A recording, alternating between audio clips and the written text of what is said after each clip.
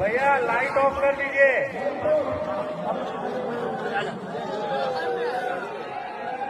बोलो बजरंगी बली की।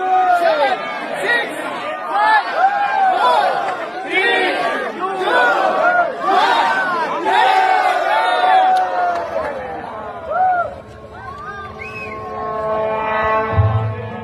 సర్వ మానవాళికి రక్షకుడు, మనకు కొండంత అండగా నిలిచేవాడు, మనసులో తలచిన వెంటనే గుండెల నిండా ధైర్యాన్ని నింపగలిగే మహాయోధుడు, అభయహస్తంతో ఎల్లవేళలా మనల్ని కాపాడే ఆ పవనపుత్రుడి ఇప్పుడు మనసారా స్తుతించుకుంటూ శ్రీ పంచముఖ ఆంజనేయ స్వామిగా అవతారమెత్తిన కథని దృశ్య రూపంలో తిలకిద్దాం రండి.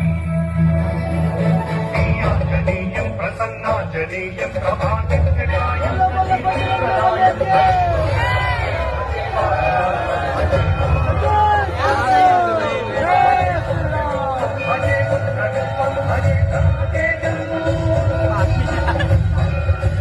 అది రామాయణ మహాయుద్ధం.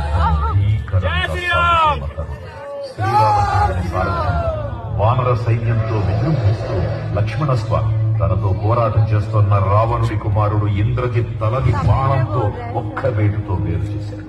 ఇంద్రజిత్ మరణ వార్త విన్న రావణుడు ఆవేశంతో ఊగిపోయాడు. ప్రతీకారం కోసం పాతాళ లోకాధిపతి తన సోదరుడు అయినటువంటి మహిరావణుడి సహకారం కోరాడు.